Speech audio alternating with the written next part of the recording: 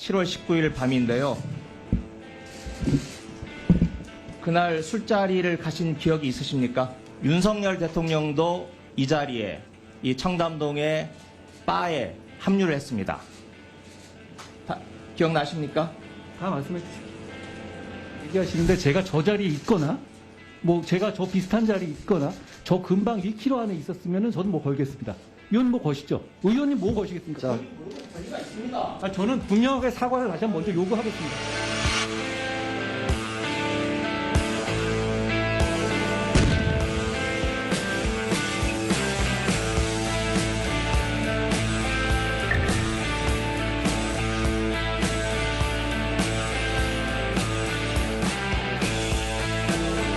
김의겸 의원은 사과하실 필요가 없습니다. 그분은 책임을 지셔야죠. 그분은 여러 번의 기회를 가졌고요. 법적 책임을 지시면 됩니다.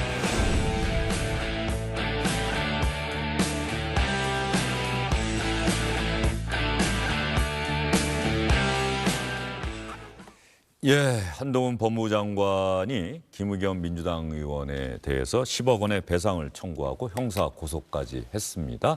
김의겸 의원의 반응도 조금 전에 나왔습니다. 여러분께 자세히 전해드릴게요. 김재원 전 국민의힘 최고위원, 김상일 전 더불어민주당 선대위 언론특보 나와 있습니다. 어서 오십시오. 안녕하십니까. 한동훈 장관의 법적 조치는 뭐 예상됐던 일이긴 하죠. 그렇죠. 뭐 심지어는 이제 사과할 필요 없다. 이제 뭐 처벌을 받아라. 법적 책임 지시면 되죠. 네, 뭐 예. 그런 의미로 이야기를 한 건데 결국에 이제 형사고소뿐만 아니라 10억 원의 손해배상 청구 소송을 더 탐사까지 해서 같이 제기를 했는데요. 사실 10억 원이라는 액수가 모두 받아들여질 가능성은 없을 겁니다. 왜냐하면 보통 이제 사람이 저게 이제 정신적 피해에 대한 일종 위자료인데요. 위자료가 네. 보통 뭐 사람이 사망한 데 대해서 가족이 얻는 그 정신적 고통에 대한 위자료도 뭐 사실 우리 법원은 서양의 다른 법제도에 비해서 그렇게 높게 산정을 해주지 않거든요. 그런 의미에서 본다면 10억 원이 다 받아들여지지는 않겠지만 한동훈 장관이 보여주는 결기에 찬 어떤 그 처벌 의지 내지 또 그에 대한 그 법적인 제재에 대한 의지 그런 것을 나타낸다고 보고요. 마찬가지로 더 탐사와 그 김의겸 의원에 대해서 형사 고소를 네. 하고 앞으로 이제 형사처벌의 단계로도 끝까지 한번 가지 않을까 하는 생각이 듭니다. 예, 허위사실 유포, 명예훼손 혐의로 형사 고소까지 했다. 그런데 김의겸 의원 반응이 조금 전에 나왔는데요. 형사 처벌은 물론이고 돈으로 입을 틀어 막겠다는 의도다. 10억 원 소송은 윤석열 대통령과 한 장관에 대한 그 어떤 의혹 제기도 용납하지 않겠다는 뜻이다. 법대로 해보자고 하는 것이니 저도 법에 따라 당당하게 응하겠다. 그런데 현직 법무부 장관이 이런 법적 다툼을 벌이는 게 맞는 건지 한번 되돌아보기 바란다. 근데 이제 어쨌든 뭐 정당한 비판과 최소한 팩트가 있는 비판 내지 또 뭐 야당 의원으로서의 문제 제기야 못하게 한 게 아니지 않습니까? 저렇게 엉터리 이야기를 하면서도 끝까지 사실인 양 계속 떠들고 있고 또 더 나아가서 지금은 이제 뭘 잘못했느냐 뭐 야당 탄압이다라는 뉘앙스로 이야기를 하거든요. 저런 경우에 과연 그냥 있어야 되는 것인지 아마 온 국민들 중에서 김의겸 의원의 말이 맞다고 생각하는 사람이 과연 얼마나 될지는 모르겠지만 저는 한동훈 장관의 강력한 대응이 맞다고 봅니다. 예, 김 의원 또 페이스북 글 보니까 국정감사 때 한동훈 장관은 제 질의에 버럭 화를 내며 뭘 걸겠냐고 다그쳤다. 결국 10억 원을 걸라는 뜻이었나 보다. 술자리에 참석한 적 있는가라는 질문이 왜 명예훼손이 되는지 모르겠다. 설사 훼손이 됐다 하더라도 10억 원짜리나 되는지는 더더욱 모르겠다. 앞으로는 아무리 궁금한 일이 있더라도 10억 원이 없다면 절대로 물어봐서는 안 되겠다. 좀 비꼬는 듯한 표현도 썼는데 말이죠.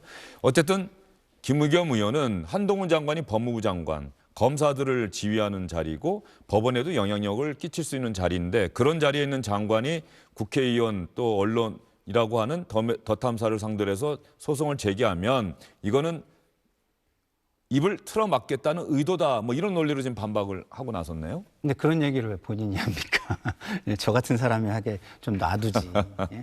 그러니까 저렇게 본인이 입장 발표를 하면 한동훈 장관이 고소고발한 거에 대해서 명분을 더 키워주는 거예요. 제가 볼 때는.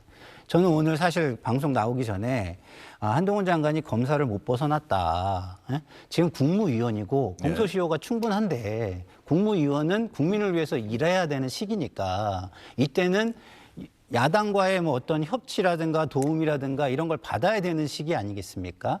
그래서 그럴 때는 좀 국민을 위해서 좀 참고 그 국무위원이 끝나고 난 다음에 했으면 어땠을까? 그게 고위층다운 모습이 아닐까? 지도층다운 모습이 아닐까? 이런 얘기를 방송에서 하고 싶었는데 김의겸 의원의 이런 입장이 나오니까 제가 그런 얘기를 하는 게 좀 옹색해지는 거예요. 오히려 한동훈 장관이 이럴 수밖에 없었구나라고 저도 조금 그쪽으로 이해가 가는 상황이 지금 돼버리는 거죠. 김의겸 의원의 논리에 김상일 전 특보가 그거는 맞다 뭐 이렇게 얘기할 만한 내용이 없다는 겁니까?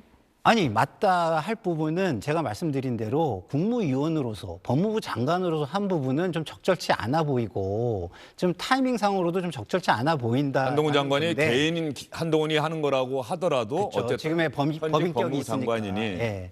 근데 그 얘기를 제가 하려고 했는데 그 얘기를 똑같이 하셨잖아요. 네. 하셨는데 그걸 김의겸 의원이 하시다 보니까 제가 하는 것도 그 입장에 휩싸여서 가기 때문에 제가 볼 때는 영향력을 조금 더 잃을 것 같아요. 그런데 현실적으로 말이죠. 국회의원 해보셨으니까 국회의원은 면책특권이라는 게 있잖아요. 네. 국회에서 의정활동과 관련해서 한 이야기로 국회 밖에서는 책임을 지지 아니한다.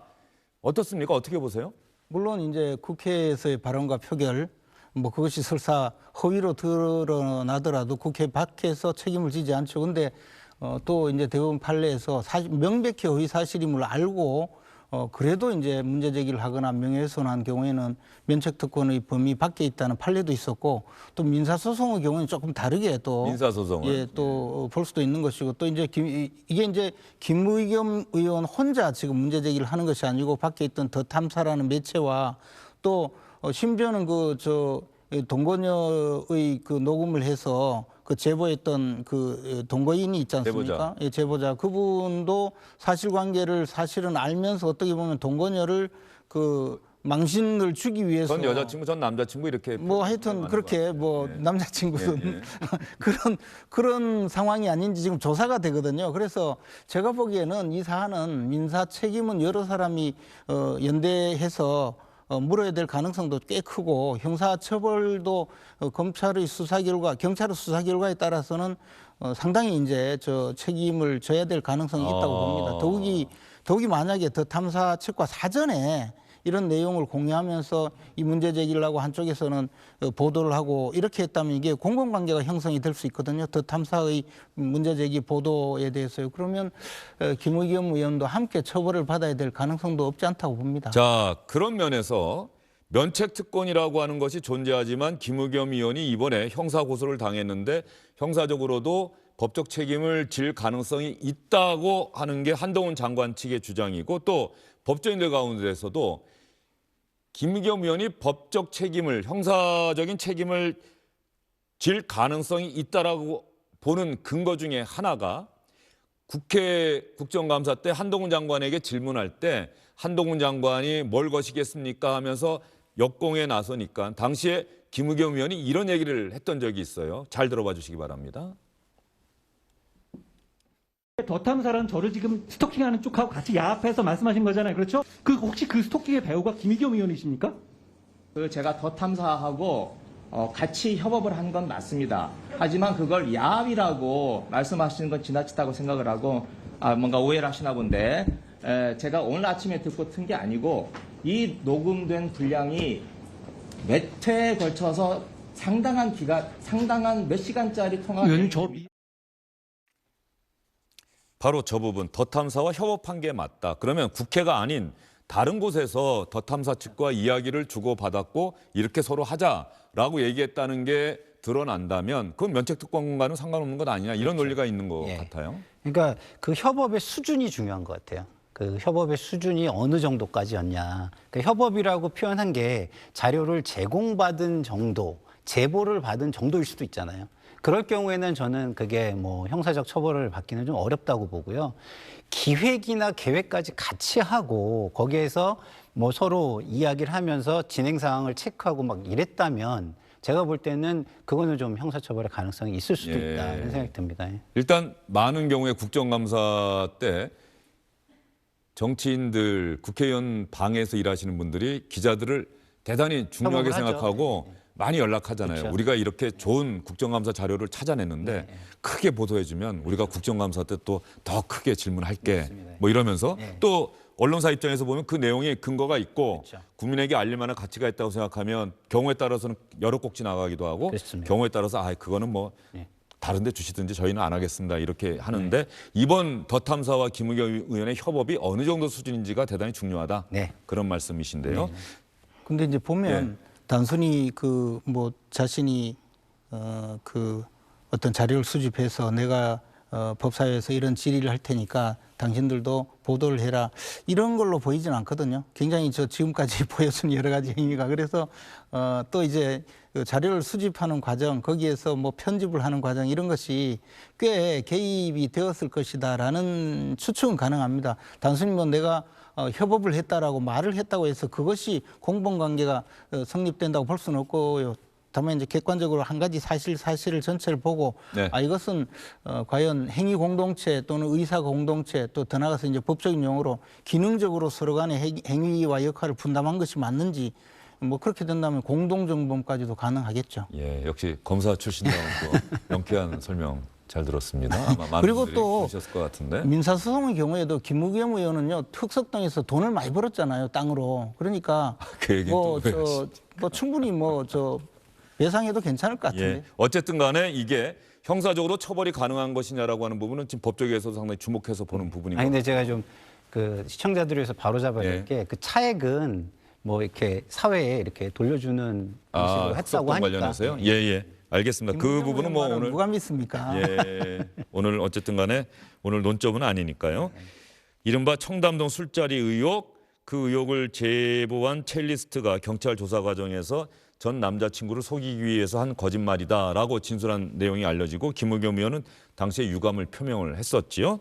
그 이후에 김우겸 의원 이 거짓이 알려지기 이전과 알려지고 난 이후에 어떤 이야기들을 기자들에게 했는지 여러분께 전해드리겠습니다. 이른바 당정대 셋이 모두 우르르 몰려와서 저에게 몰매를 가하는 그런 느낌입니다. 대통령께서 표현하셨던 저급하고 유치한 선동, 그 표현을 되돌려 드리고 싶습니다. 이렇게 우르르 몰려와서 몰매를 가하는 것이야말로 저급하고 유치한 일이다. 이렇게 생각을 하고요. 그리고 이번 사안의 본질은 국정감사장에서 질문을 던질 수 있느냐 없느냐 하는 문제라고 생각을 합니다. 언론인 여러분들이 그런 경우라면 질문을 안 던지시겠습니까? 만일 질문을 못한다면 그건 기자증을 반납해야 되는 일이고 국회의원 입장으로서는 배지를 떼야 되는 일이죠. 당 내에서 그 대변인님 그 전에 술자리 발언 관련해서 책임을 져야 한다 아니면 어제 제가 입장문 낸 걸로 가름하겠습니다. 따로 그런 거치에 대해서는 고민은 안 하시는데. 네. 어제 그 한동훈 장관이 국회 찾아서 사과가 아니라 책임을 져야 한다 이렇게 말씀을 하셨는데 거기에 대해서는 좀 다시 얘기가 제가 어제 입장문 밝힌 걸로 대신하겠습니다. 만약 한동훈 장관 측에서 법적 소송을 하게 되시면 어떻게 되나요? 뭐 같은 이야기를 할 수밖에 없는데 네. 다른 질문이 없으시면 이걸로 마치겠습니다. 예, 지난달 25일 인터뷰 제가 어제는 입장문으로 가름하겠습니다. 거짓으로 알려지고 난 다음에 입장문에 어떤 내용을 썼느냐. 이 의혹을 공개적으로 처음 제기한 사람으로서 윤석열 대통령 등 관련된 분들에게 심심한 유감을 표합니다. 제가 당시에 이 내용 전하면서 여러분께 한동훈 법무장관의 이름은 빠졌네요라고 말씀드렸던 기억이 나는데 한동훈 장관 이름은 의도적으로 또 뺀 거겠죠. 윤석열 대통령 등 관련된 분들에게 심심한 유감을 표합니다. 자, 한동훈 장관은 이 의혹이 제기되고 나서 또 거짓으로 알려지고 난 이후에 어떠한 이야기를 기자들에게 했는지 여러분께 들려드리겠습니다. 더 탐사 같은 데가 김의겸 같은 주류 정치인과 협업하거나 그 뒷배를 믿고 과거의 정치 깡패들이 하던 역할을 하는 것 같습니다. 청남동 술자리 거짓 선동이라든가 피해자 명단의 무단 공개, 그리고 법무부 장관 차량의 불법 미행, 그리고 법무부 장관 자택의 주거 침해, 이런 것들은 주류 정치인들이 직접 나서서 하기 어려운 불법들이죠. 민주당과 더 탐사는 과거에 정치인과 정치 깡패처럼 협업하고 그것이 거짓으로 드러나도 사과를 안 하고 있고요. 그런데 김의겸 의원이나 그리고 거기에 적극적으로 동조했던 사람들에 대해서 민형사상 조치를 제가 준비하고 있다고 말씀드렸고요. 그 준비 중입니다.